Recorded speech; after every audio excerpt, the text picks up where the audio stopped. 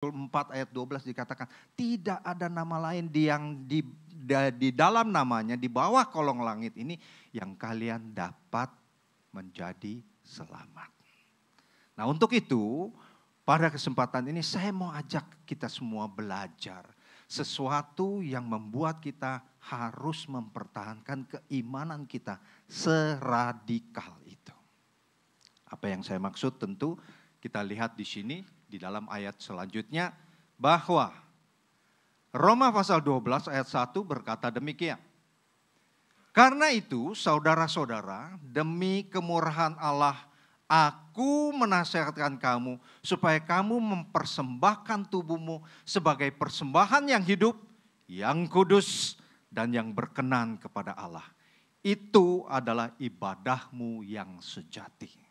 Saya juga ingin memperbandingkan ayat tersebut dengan yang namanya terjemahan New Living Translation, tetapi sudah di dalam bahasa Indonesia.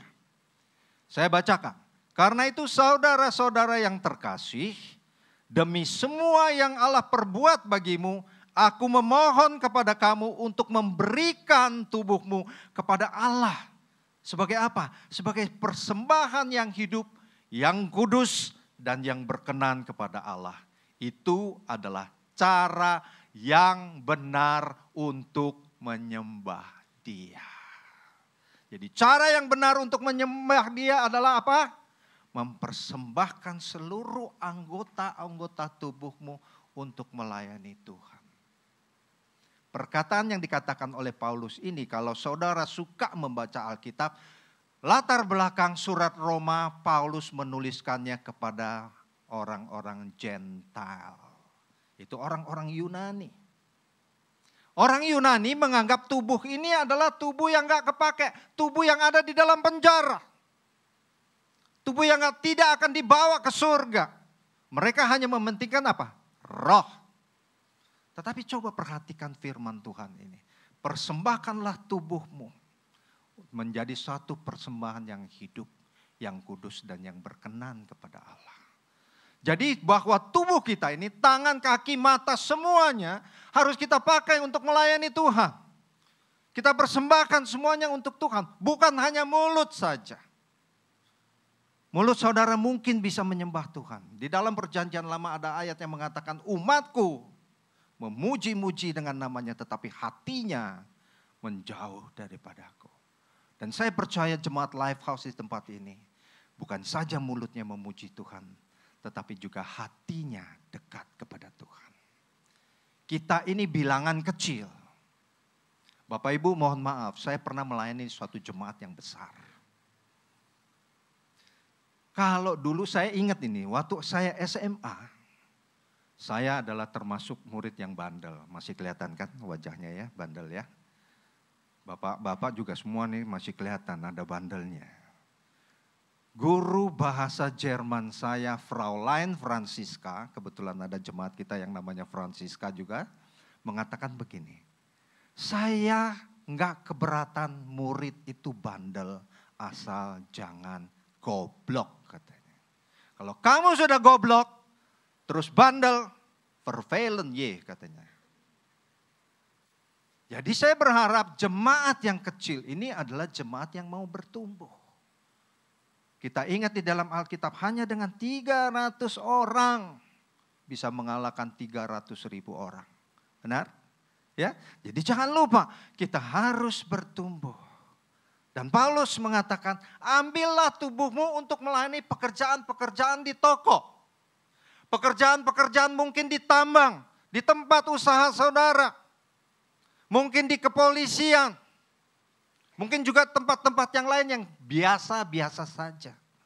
Tetapi itu adalah tempat-tempat di mana kita melayani Tuhan dengan sesungguhnya. Dan bukan hanya di dalam gereja.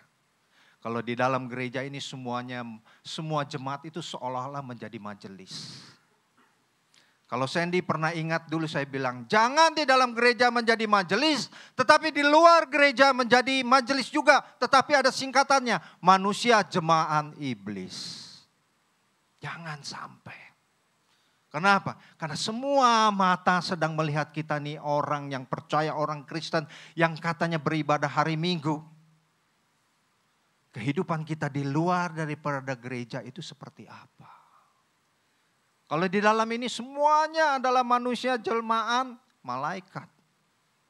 Jangan sampai di luar menjadi manusia jelmaan iblis. Untuk itu pakai ini hidup ini. Untuk melayani Tuhan. Nah, selanjutnya kita akan melihat, saya akan membahas satu persatu perkataan yang ada di dalam ayat 1 dari Roma pasal 12 itu.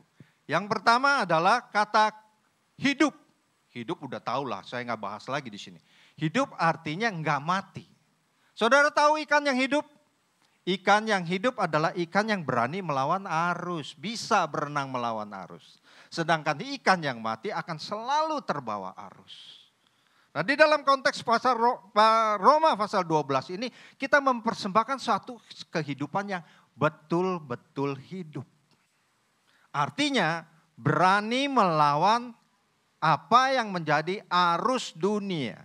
Karena nanti di dalam ayat 2 akan kita lihat ayat yang lebih lagi dahsyat. Jadi kalau kita masih hidup di dalam dunia, tetapi kita tidak boleh mengikuti arus dunia. Itu sebabnya yang membedakan kita ini, kita harus tampil beda. Kalau sama dengan orang-orang yang di luar, apa yang membedakan kamu dengan orang yang bukan orang Kristen, bukan sebagai pengikut Kristus? Tidak ada bedanya. Kalau tidak ada bedanya, kita semua akan tergerus oleh dunia ini. Saudaraku, manusia itu semua tindakannya didrive atau didorong oleh pikirannya. Semua manusia. Contoh misalnya, Bapak Ibu setelah kebaktian lapar. Apa yang ada di benak ini? Makan, makan, makan. Ya kan? Terserah saudara mau makan apa, yang penting jangan makan teman. Karena makan teman itu paling sering dilakukan oleh orang Kristen. Kita percayakan usaha kita ini. Kristen loh, wih bahasa rohnya nyereces. Tapi tetap aja, hopeng katanya. Tahu gak itu? Itu bahasa Ibraninya itu. Teman baik, makan teman, itu namanya. Tapi itu banyak dilakukan oleh orang Kristen. Itu sebabnya kita harus hidup, berani melawan arus. Yang kedua adalah kudus.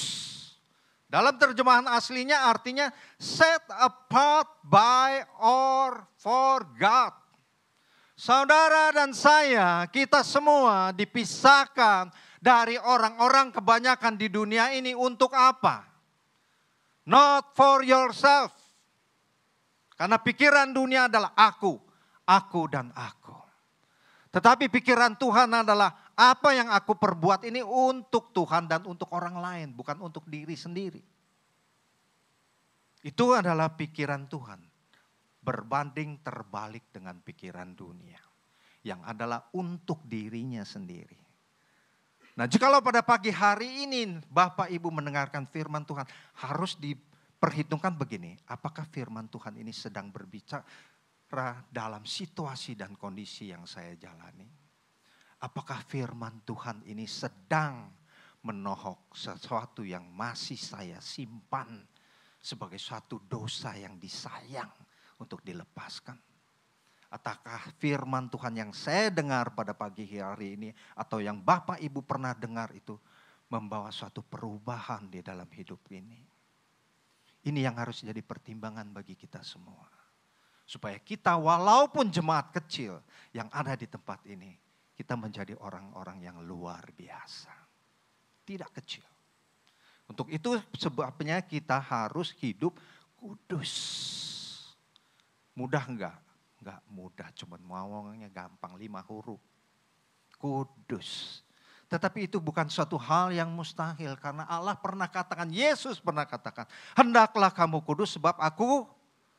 Kalau kita nggak bisa kudus, perkataan itu kita berarti menista Tuhan Yesus. Itu kan cuma ngomongan Tuhan Yesus. Mana mungkin kita menjadi kudus? Dulu saya berpikir iya. Dan sekarang masih terus berusaha untuk itu. Kenapa? Karena kita masih hidup di dalam daging. Dan daging yang paling sangat disukai adalah disenangi. Coba kalau nggak percaya. Lagi belajar puasa nih, tahu-tahu bau lewat itu tukang sate. Pengen makan rasanya. Daging selalu ingin mencari apa yang bisa memuaskan. Nah, set apart by and for God. Kita udah dipisahkan nih ya. Jadi jangan bercampur lagi dengan yang lain. Air dan minyak tidak dapat bercampur. Ya. Oke, selanjutnya dia bilang apa? Yang berkenan kepada Allah. Yang berkenan kepada Allah itu apa? Yang berkenan kepada Allah yaitu acceptable. Artinya apa acceptable? Acceptable adalah yang bisa diterima. Bisa diterima oleh siapa? Apakah oleh manusia yang lain? Oh iya, kalau jelas teman baik bisa diterima. Tetapi acceptable atau well pleasing especially for God. Jadi bisa diterima khususnya oleh Allah. Saudara, kalau kita mau pergi ke istana, bukan hanya pakaian kita harus rapi, tetapi perkataan kita, tindak tanduk kita di hadapan pemimpin tertinggi negara itu harus acceptable by the president. Kita ini orang Kristen, acceptable enggak?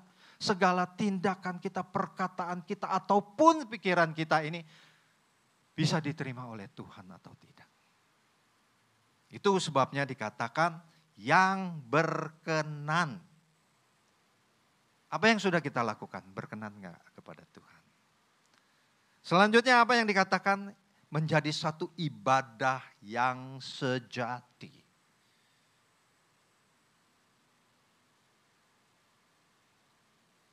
Ibadahmu yang sejati.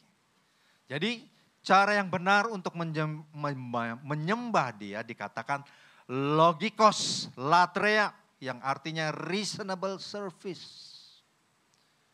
Ibadah itu bisa dipikirkan, bukan nggak masuk logika. Logika. Tuhan berikan kita otak, taruh di atas kepala ini, bukan di sini, ya. Kebanyakan tuh kalau orang-orang di negeri tertentu kalau jatuh tabrakan, dilihat dulu otaknya. Geger otak enggak? Bukan dilihat dengkulnya. Dengkulnya pecah atau enggak? Banyakan orang ada otaknya ada di sini. Enggak pakai pikir. Tetapi ibadah kita bisa dipikirkan. Ini berkenan enggak sama Tuhan? Ketika kita duduk di sini, masuk di dalam ruangan ini, di luar tadi udah mulai belum persiapannya. Di rumah tadi 1 minggu sebelumnya sudah mulai belum persiapannya.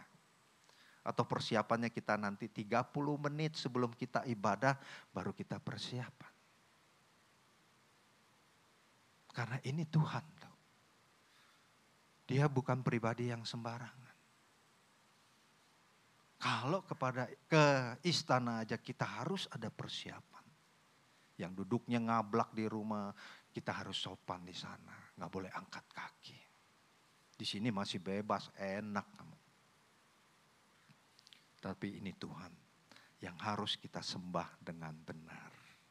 Nah, ada satu tambahan dari saya, yaitu ibadah yang sejati tidak lain daripada mempersembahkan hidup sehari-hari. Seperti tadi yang saya katakan. Bahwa di toko, di tempat saudara berkarya, di pabrik, di tambang, di jalanan, saudara menjadi alat negara atau bukan alat negara. Itu semuanya untuk Tuhan. Karena manusia-manusia lain di sekitar kita akan melihat kita ini.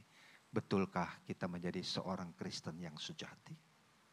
Jadi sehari-hari itu tidak terbatas hanya di dalam gereja, melainkan sesuatu yang melihat seluruh dunia, seluruh tempat menjadi tempat ibadah saudara dan juga ibadah saya. Nah kalau ini sudah kita bawa di dalam kehidupan kita ini, wah Saya percaya jemaat Lifehouse menjadi orang-orang yang luar biasa. Untuk itu sebabnya kan Lifehouse tidak hanya menyediakan ibadah-ibadah di hari Minggu. Kita punya yang namanya komsel. Nah kalau mau beriklan seperti Bang Ruli kayak gini nih. Saya belajar dari Bang Ruli dan juga Bang Suranta. Beriklan jangan langsung. Lah sinetron Indonesia sekarang aja beriklan pakai pemain sinetronnya kok nggak pakai pesan iklan, pesan sponsor, enggak. Saya katakan ada komsel di mana Bapak Ibu bisa bersama-sama sharing. Nah, selanjutnya kita akan lihat ya, karena kita dikejar oleh waktu. Kita lihat, tadi saya katakan bahwa tubuh ini adalah milik Kristus. Kita pakai persembahkan seluruh tangan, kaki, mata, otak kita untuk Tuhan. Dan kita akan lihat satu lagi ayat dikatakan di dalam 1 Korintus pasal 6 ayat 19. Atau tidak tahukah kamu bahwa tubuhmu adalah bait Roh Kudus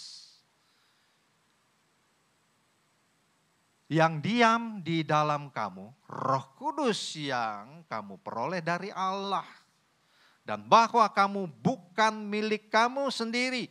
Bahkan di dalam ayat 20 dikatakan, sebab kamu telah dibeli dan harganya telah lunas dibayar.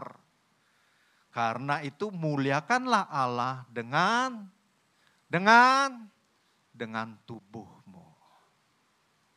Jadi jelas perkataan ini bukan dikatakan oleh seorang Yunani. Jelas Paulus ingin menyampaikan pesan-pesan kepada orang Yunani yang menganggap tubuhnya ini adalah penjara. Tubuh ini adalah kotor. Tetapi kita orang Kristen ingin memakai tubuh ini, kita persembahkan menjadi suatu persembahan yang harum bagi Tuhan. Nah, persembahannya di mana? Persembahannya adalah 24/7. 24 jam sehari, 7 hari dalam 1 minggu. Dan kalau terus itu terus berjalan, yakin dan percayalah bahwa firman ini adalah firman yang hidup. Apa yang kita serap di dalam hidup kita ini akan menjadi rema, roh yang menghidupkan Bapak Ibu sekalian dan juga saya. Nah ini sangat penting. Justru penting di akhir tahun kita merefleksikan apa yang telah kita terima, apa yang telah kita lakukan di sepanjang kehidupan kita selama 364 hari kali 24 jam sebelumnya. Kalau dulu saya sering katakan, manusia itu rajin atau patuh atau taat memberikan perpuluhan dari materinya. Tetapi pernahkah kita berpikir untuk mempersembahkan waktu kita yang 24 jam, 1/10-nya 2,4 jam untuk Tuhan. 2,4 jam kita menyelidiki firman Tuhan. 2,4 jam kita melakukan kebaikan demi nama Tuhan. 2,4 jam kita tidak lagi memakai apa yang menjadi pola dunia ini. Meskipun 9/10-nya yang lain tetap harus kita pakai. Dulu saya pernah katakan begini. Ya betul kita persembahkan 1/10 dari harta kita untuk Tuhan. Tetapi kerajaan surga bukanlah kerajaan dunia. Di Indonesia saudara boleh bayar pajak 15% mungkin. Tetapi pemerintah juga mau tahu 85% itu untuk apa saudara pergunakan. Selalu ada regulasi perpajakan yang diperbarui. Lebih lagi dari kerajaan surga. Waktu yang sudah saudara pakai 2,4 jam untuk kerajaan surga. Sisanya 21,6 jam. Apa yang saudara pakai? Bagaimana kita memakainya untuk Tuhan atau untuk dunia? Ini penting. Karena nanti inilah yang akan menjadikan kita terbentuk semakin hari semakin serupa dengan Kristus. Dan keserupaan Bapak, Ibu dan saya dengan Tuhan inilah yang akan menghantar kita masuk surga. Nanti di pintu surga enggak akan dicek nomornya saudara. Nomor anggotanya berapa sih? Ada kartunya enggak? Ada fotonya enggak di situ? Enggak perlu.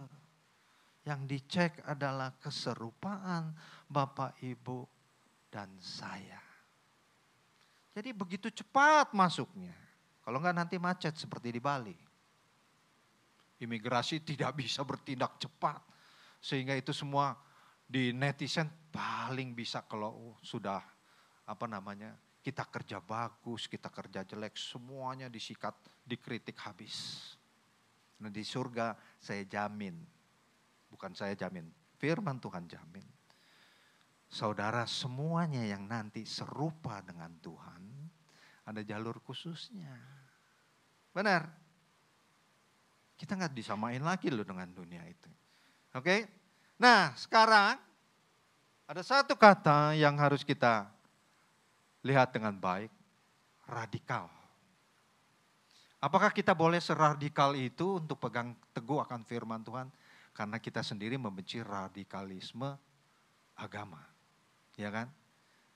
Apa yang saudara-saudara kita di luar lakukan adalah radikalisme agama. Kita radikal di dalam memegang kebenaran firman Tuhan ini dengan teguh, harus juga dengan toleransi, dengan kepercayaan orang lain. Bedanya kita radikal, berpegang teguh dengan pengajaran, dengan apa yang di luar sana radikalisme agama, beda. Bagi kita, saya suka satu perkataan almarhum Gus Dur. Bagi Gus Dur, satu musuh sudah kebanyakan. Tetapi 1000 teman itu kurang katanya. Bapak Ibu ingat gak itu perkataan Gus Dur? Satu musuh buat saya adalah sudah kebanyakan. Dan patut kita contoh apa yang sudah dilakukan oleh Gus Dur. Musuh kita memang cuma satu, yaitu si setan. Jangan pada hari Minggu saudara sebut Tuhan, Tuhan, Tuhan. Tetapi di luar daripada hari Minggu saudara akan mengikut hantu, hantu, hantu. Coba saudara sebut Tuhan, Tuhan, Tuhan, Tuhan, Tuhan, Tuhan. Terus berurutan jangan berhenti. Kan di situ ada kata hantu. Iya kan? Di sini kita sebut Tuhan, Tuhan, Tuhan, Tuhan. Nah, di luar hantu. Jangan sampai seperti itu. Jadi perlu gak radikal? Emang boleh seradikal itu? Boleh gak? Harus. Nah selanjutnya dikatakan di dalam ayat 2 karena waktunya. Janganlah kamu menjadi serupa dengan dunia ini tetapi berubahlah. Oleh apa? Oleh pembaruan budimu. Sehingga kamu dapat membedakan manakah kehendak Allah, apa yang baik, yang berkenan kepada Allah dan yang sempurna.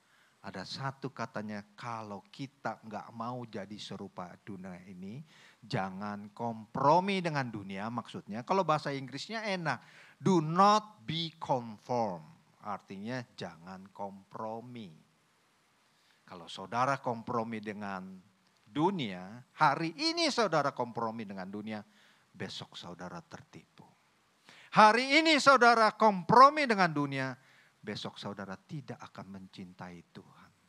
Dan hari ini jikalau Bapak, Ibu dan saya mencintai dunia, kita akan menjadi seteru daripada Allah.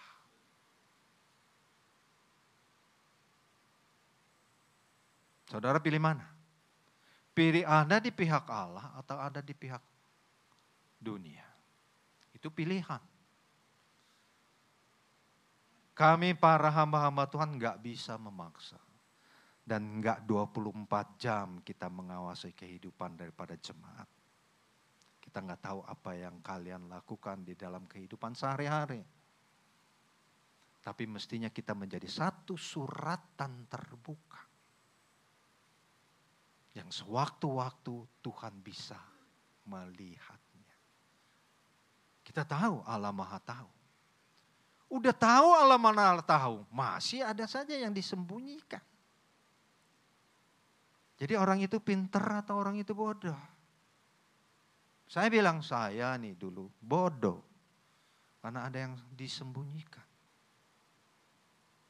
Jadi do not be conformed but to be transformed.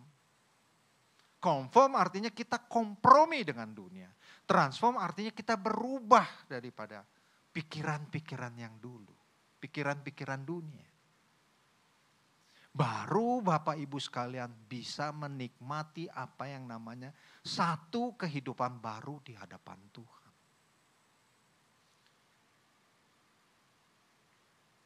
Janganlah meniru tingkah laku. Ini dari New Living Translation. Tingkah laku itu behavior. Tingkah laku orang dunia kelihatan. Jelas. Kalau saudara sering dididik di dalam life house ini baik dengan life study. Dengan renungan pagi, life message. Kemudian saudara rajin ikut counsel. Kemudian ibadahnya gak pernah bolong-bolong. Kita menjadi seorang yang militan. Saya melihat ada kekurangan militansi di sini. Saudara tinggal menimbang di dalam hati. Kalau saya nggak jadi pelayan di tempat ini, saya datang nggak ibadah ini. Kalau saya nggak jadi, misalnya mohon maaf, saya sebut aser gitu. Ada hari Minggu ada yang ngajakin. Kita trekking yuk ke Sentul. Orang lebih suka paise sama temannya. Tahu nggak paise? Itu bahasa Ibrani juga. Paise artinya nggak enakan sama temen. Pernah nggak mikir? Kita nggak enak loh sama Tuhan. Dia sudah ada di sini sejak pagi-pagi. Kita perginya trekking di Sentul. Kita perginya main golf. Atau kita perginya naik gunung camping. Saudara pikir di atas gunung Tuhan lebih dekat. Kalau Tuhan lebih dekat lagi ibadah gini, duduk dong di depan nih, jangan bikin kosong. Heran saya. Kalau giliran ibadah suruh duduk depan, gak ada yang mau. Coba nanti next week minggu depan kita kan berjamuan ya Pastor Wigan ya. Coba Pastor Wigan bilang, ini yang duduk depan akan masuk surga lebih dulu. Belum tentu mau juga. Karena mereka belum mau mati sekarang. Iya kan? Belum tentu. Padahal paling enak lagi tanggal 3 Desember itu penonton depan ini adalah VIP. Tapi gak ada yang mau duduk depan. Ini sebelahnya Sandy 2-0 dari awal sampai belakang. Saya perhatikan itu. Siapa yang mau naik surga? Semua orang mau, tapi kalau disuruh sekarang, Pak, tetangga saya dulu nih yang rese. Kan begitu. Atau suami saya nih, istri saya yang bawel. Gila itu begitu buka mata udah kayak ke tape recorder, side A, side B, balik lagi ke side A, balik lagi ke side B. Gak pernah selesai. Kalau sekarang pakai MP3 kali ya. Itu 1000 lagu bisa muat di sana. Nah ini loh, besok atau beberapa puluh jam ke depan kita sudah masuk di dalam 1 tahun yang baru. Belajar gak kita untuk memperbarui sikap kita ini di hadapan Tuhan. Lanjut, sedikit lagi. Ya, menjadi serupa itu akar katanya skema. Skema adalah bentuk luar yang selalu berubah-ubah. Yang tidak berubah adalah di dalam. Skema itu kalau seorang arsitek suka membuat gambar yang mungkin masih bisa dirubah. Tetapi yang ada di dalam ini jangan berubah. Skema saya waktu saya umur 7 bulan, saya masih pakai celana monyet mungkin. Bapak Ibu ada yang tahu celana monyet? Berarti itu seangkatan saya. Tahun 58, skema. Tapi saya ketika umur 7 tahun mungkin masih dipakaikan celana monyet. Tapi kalau udah umur 17 pakai celana monyet, Bapak Ibu bisa bayangkan. Tetapi kemudian oleh satu merek jeans celana model itu dibikin model orang kayak model rodeo. Itu sebenarnya dasarnya celana monyet Bapak Ibu. Kalau saya umur 70 nanti masih pakai celana monyet. Jangan-jangan saya monyetnya. Ya, skema selalu berubah. Itu dunia. Tetapi yang tidak berubah itu apa? Kalau kita kompromi pasti harus ikut arus dunia. Yang tidak berubah mestinya ini. Paulus berkata nih dalam logat Betawi, Paulus itu hebat. Dia bilang nih, jangan berusaha sesuaiin hidup lo atau kehidupan lo kepada kebiasaan-kebiasaan dunia. Jangan jadi bunglon. Bunglon saudara, Bapak Ibu pernah lihat nggak? Udah jarang sekarang. Saya nggak tahu, ditangkepin. Dan ada ternak bunglon, saudara tahu kulit bunglon diekspor ke China. Untuk apa? Untuk obat. Kulit toke juga diekspor ke China. Teman saya itu pengekspor toke. Terbesar dari Jakarta, berkontainer-kontainer. Toke belum sempat beranak udah dikirim. Untuk apa? Untuk obat. Tetapi Bapak Ibu dan saya jangan seperti bunglon. Duduk di antara peminum kita jadi peminum. Duduk di antara pemakai narkoba kita jadi pemakai narkoba. Duduk di antara penjudi kita menjadi penjudi. Duduk di antara laki-laki yang suka main perempuan kita juga ikut-ikutan. Di sini nggak ada. Yang ada di luar sana. Jangan jadi bunglon kata Paulus. Nah, Paulus berkata dengan logat Betawi itu sudah, dan selanjutnya dikatakan kata berubah adalah metamorf. Yang paling baik diterjemahkan di sini adalah metamorfosis. Saudara tahu kupu-kupu itu berkembang biak dengan bertelur, lalat juga, kodok juga, kodok katak juga.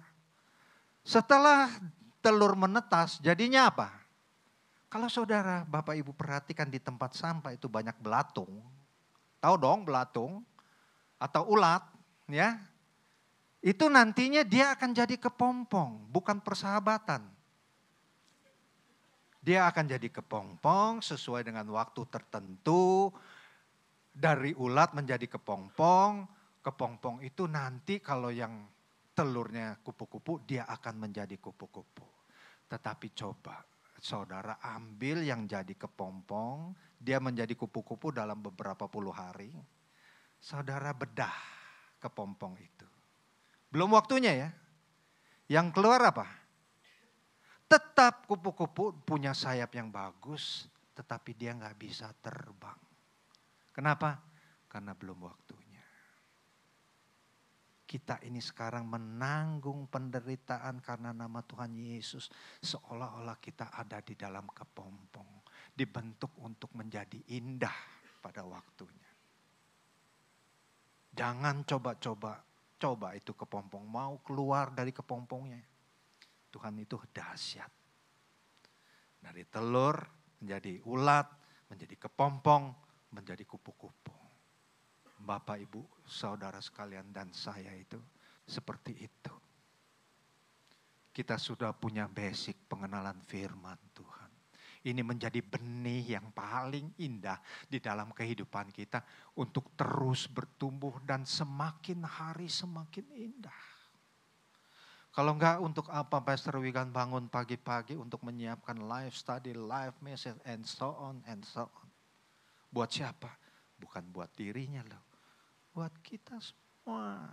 Tadi saya sudah katakan pola pikir kerajaan surga adalah you are making a good job for others.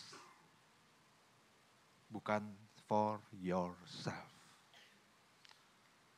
Ya, jadi saya mau selesaikan di sini karena waktunya. Saya lanjut aja kepada yang terakhir. Ada dua pertanyaan begini. Emang boleh seradikal itu? Jawabannya harus. Yang kedua, pertanyaannya adalah apabila Kristus menjadi kehidupan kita, apa yang terjadi? Siapa yang ingin menjawab? Boleh naik ke atas panggung. Boleh saya undang imam-imam musiknya naik ke atas panggung. Kalau Kristus menjadi pusat daripada kehidupan kita, apa yang terjadi? Saya yang bertanya, saya juga yang menjawab.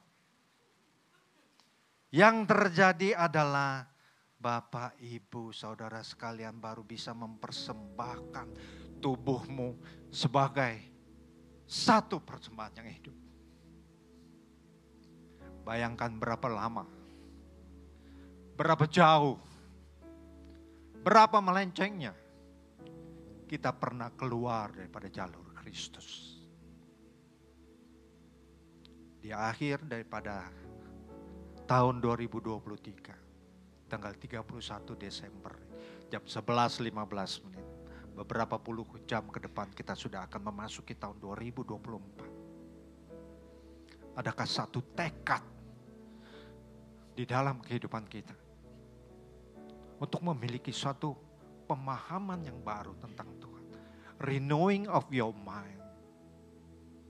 Kalau kita tahu bahwa iblis bekerja di Taman Eden itu, dia merusak pikiran Adam dan Hawa ketika melihat buah itu. Oh, indahnya, memberikan pengetahuannya. Pola yang sama iblis sedang memakai untuk merusak pemahaman kita tentang Tuhan. Oh, Tuhan Yesus enggak akan datang, dia bilang, hiduplah dengan senang-senang sekarang. Otherwise, you have no time to enjoy your life.